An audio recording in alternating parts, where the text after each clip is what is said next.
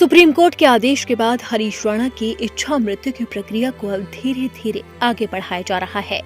निष्क्रिय इच्छा मृत्यु यानी कि पैसिव यूथेनेसिया के लिए हरीश को एम्स में शिफ्ट किया गया। भारत में अदालत की अनुमति से इच्छा मृत्यु का ये पहला मामला माना जा रहा है।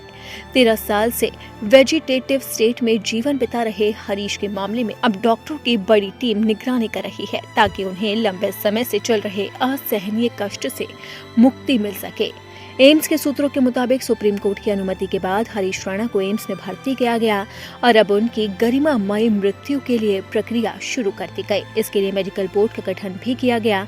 5 सदस्यीय मेडिकल टीम बनाई गई। टीम में शामिल एक्सपर्ट में पैलिएटिव केयर, न्यूरोलॉजी, एनेस्थीसिया और अन्य विभागों के वरिष्ठ डॉक्टर हैं। ये टीम मरीज की निरंतर निगरानी कर रही है।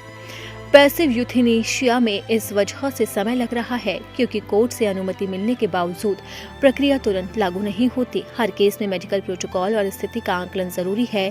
डॉक्टर्स की टीम लगातार स्थिति की समीक्षा कर रही है। एम्स का सामान्य प्रोटोकॉल है कि हर गंभीर मरीज के लिए डॉक्टर्स की टीम बनाई जाती है। मल्टीपल बीमारियों वाले मरीजों में ये टीम और अहम हो जाती है। हरीश राणा का केस इसी श्रेणी में आता है, इसीलिए उनके लिए एक स्पेशल टीम का गठन किया गया है। सुप्रीम कोर्ट के आदेश के बाद अब धीरे धीरे प्रक्रिया को आगे बढ़ाया जा रहा है। जानकारी के मुताबिक हरीश राणा फिलहाल किसी भी तरह के वेंटिलेटर या फिर लाइफ सपोर्ट सिस्टम पर नहीं है, केवल उन्हें नॉर्मल न्यूट्रिशन सपोर्ट पर रखा गया है। हालांकि इस बीच परिवार ने ये भी फैसला लिया कि अगर पूरी प्रक्रिया के दौरान हरीश की तबीयत खराब होती है तो वेंटिलेटर सपोर्ट नहीं दिया जाएगा। और इसी के साथ ही डॉक्टर्स की कोशिश है कि हरीश राणा को किसी भी तरह की कोई तकलीफ न हो। वहीं जानकारी निकलकर ये भी सामने आ रही है कि हरीश राणा की पाइप्स को भी धीरे धीरे करके निकाला जा रहा है और उन्हें किसी भी तरह का दर्द नहीं दिया जा रहा है। आपको बता दें कि 13 साल पहले हरीश राणा 4थी मंजिल से नीचे गिर गए थे। इसके बाद से ही वो कोमा में है और उन्हें होश नहीं आया।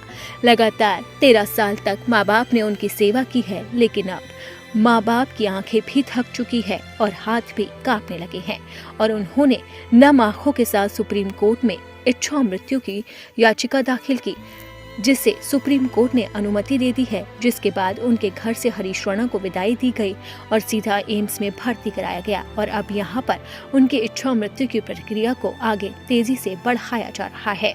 इच्छा मृत्यु यानी कि यूथेनेशिया को लेकर अक्सर ऐसे मामलों में बहस की जाती है। आमतौर पर इसमें व्यक्ति खुद अपने जीवन को समाप्त करने की इच्छा जाहिर करता है, लेकिन भारत में एक्टिव यूथेनेसिया यानी कि इंजेक्शन देकर जीवन खत्म करना गैर कानूनी है। यही वजह है कि देश में इसे अनुमति नहीं दी गई, क्योंकि इसके दुरुपयोग की आशंका भी बनी रहती है।